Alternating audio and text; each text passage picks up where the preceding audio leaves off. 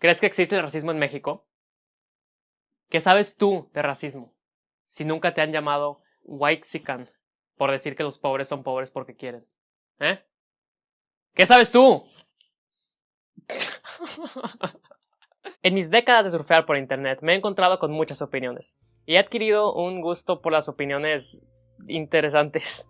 No sé qué me pasa en la cabeza, pero creo que he desarrollado una adicción a aquellas que son totalmente irracionales, como el tierraplanismo, el nuevo orden mundial, la idea de que la riqueza de una persona es indicativa de su trabajo y esfuerzo.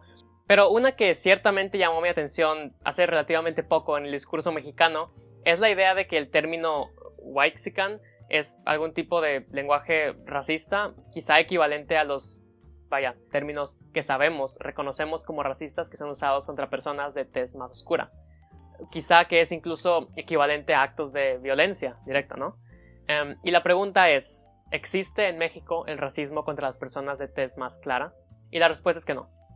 Y más bien el término whitexican lo que es una crítica a una división socioeconómica que hay en México, de acuerdo con la cual si naces con piel relativamente clara, probablemente vas a tener acceso a ciertos privilegios que la gran mayoría del país no puede. Vaya, no es decirle a alguien, oye, eres blanco, por lo tanto vales menos, sino es decir, oye, eres blanco, en este país eso viene con ciertos privilegios y creo que lo que estás diciendo o haciendo ignora algunos de esos privilegios, ignora un poco del contexto. Creo que es más bien como lo veo yo. Si alguien se siente ofendido por ese término, pues lo lamento. Y si alguien siente que es racismo, pues está bien, cada quien puede tener su opinión. Yo no creo que lo sea por la explicación que dije ahorita, pero pues bueno. Pero tengo buenas noticias para las personas que se sientan así. El combatir la discriminación real más impactante que hay en el país también los puede ayudar a ustedes. ¿Por qué? Porque el término whitexican se deriva de ciertos privilegios que hay en función del color de piel. Y si eliminamos esos privilegios, ya no hay por qué usar el término. Entonces, pues, ¿quién lo gana aquí, no? Pero bueno, vamos a meternos ahora sí al tema directo. Hoy es el Día Internacional de la Eliminación de la Discriminación Racial. Entonces quería hacer un pequeño tema explorando más o menos cómo funciona la discriminación en México, de acuerdo a lo que yo he investigado. Y pues si quieren verlo con un poco más de profundidad, en la descripción voy a dejar un documento de Google con la investigación que yo hice, con referencias por si quieren revisarlo. Entonces pues sí, vamos a comenzar ahora sí. Durante mucho tiempo en Latinoamérica y específicamente en México se sostenía la idea del mestizaje, que lo que refería es que el racismo no existía en esta región porque todas las personas somos productos del mestizaje. Y genéticamente hasta cierto punto es cierto, sí. Pero, pequeño problema ahí que quizá no consideramos, el racismo no se basa usualmente en código genético o en la etnia de las personas, no realmente, se basa en apariencias, se basa en color de piel, se basa a veces en cabello, nariz, boca, ojos, incluso la ropa que utilizas. Pues, ¿qué les digo? El racismo no se conoce por ser particularmente científico o racional. Para entender cómo opera el racismo en México, diseñé lo que llamo la matriz del racismo, porque vienen muchos sabores diferentes. El racismo, para empezar, puede ser en un ámbito social o estructural. Y por otro lado puede ser explícito o puede ser implícito. Y en esta matriz se pueden encontrar 4 formas de racismo. Afortunadamente la mayoría de la gente, al menos en público, desaprueba de todo el racismo explícito. Es fácil de identificar, vaya. Pero el implícito es con el que aún batallamos. Es más difícil de identificar y, para algunas personas, más difícil de aceptar que existe. El racismo en un ámbito social sería aquel visto en las interacciones sociales, claro, entre personas o grupos de personas. El racismo explícito en un ámbito social sería, por ejemplo, abierta y directamente señalar que hay una superioridad sobre otra persona con base en su color de piel. Si no es que también violencia física aunada a esto, claro. El implícito, por otro lado, en un ámbito social, sería, por ejemplo, excluir a una persona por su color de piel, en la escuela o en el trabajo, ya sea al momento de contratarlo o incluso entre los empleados. Todo esto obviamente afecta a la autoestima y a los círculos sociales de la persona y en su desarrollo social en general, lo cual tiene sus propias consecuencias. Y también es importante considerar la autoestima, los prejuicios internalizados, incluso aquellos sobre color de piel, pueden afectar en el rendimiento en ambientes laborales y especialmente académicos. Eso es un hecho ampliamente documentado. Ahora, cuando hablamos de racismo estructural, hablamos sobre aquel que se ve en instituciones. El racismo estructural explícito, pues, es el que explícitamente en leyes o en instituciones discrimina en función de color de piel. Ese es el más evidente y fácil de notar. Pero con racismo estructural implícito, ¿a qué nos referimos? Bueno, quédense conmigo porque esto es un poco complicado y quizá es el más difícil de resolver, pero el más importante, yo diría. El racismo estructural implícito es aquel que se da cuando las personas con cierto color de piel son, ojo con esto, desproporcionadamente afectadas por algún fenómeno o alguna ley o política, aun si la ley o el fenómeno o las personas detrás de la ley o el fenómeno no son personalmente racistas. El coronavirus, por ejemplo, es un virus, no es racista, porque no puede ser racista.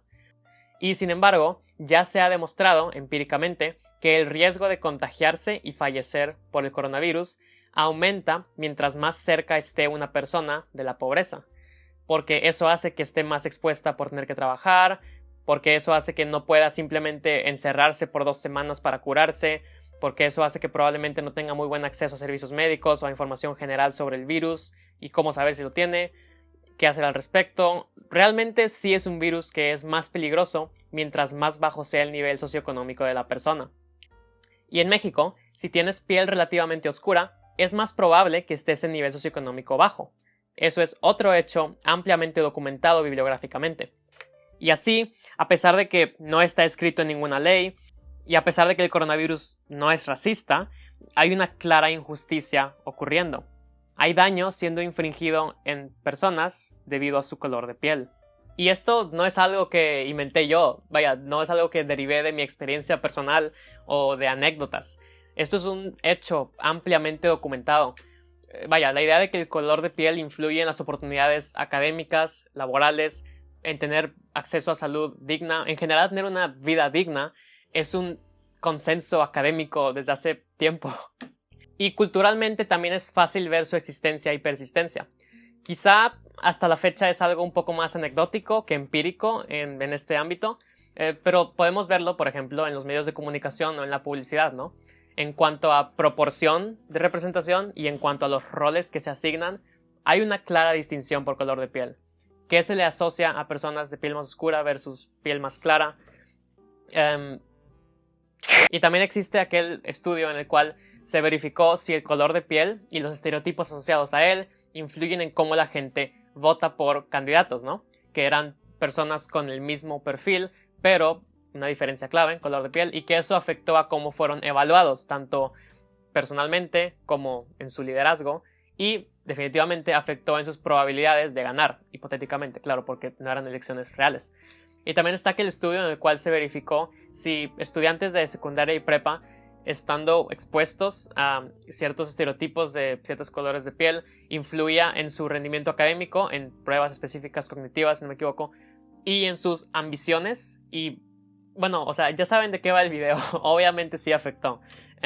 Son resultados preliminares, pero a lo que me refiero es que parece que sí hay indicios. Si quieren ver algo un poco más explorado, les digo, pueden ver el documento en la descripción.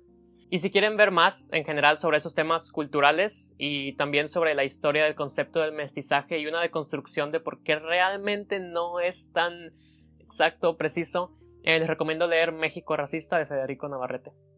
Buen libro.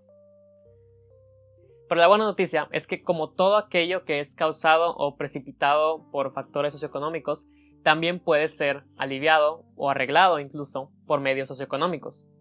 Y ese es el punto en el que quiero cerrar hoy. Si podemos identificar los mecanismos a través de los cuales se propaga este sistema injusto, ¿por qué no resolverlos? ¿Por qué no hacer algo al respecto? Vaya, ¿cuál es el fin de la política si no es mejorar las condiciones materiales de las personas, ¿no? Bueno, así lo veo yo al menos. Si conoces las causas de algo, si sabes cómo se podría resolver, ¿por qué no resolverlo?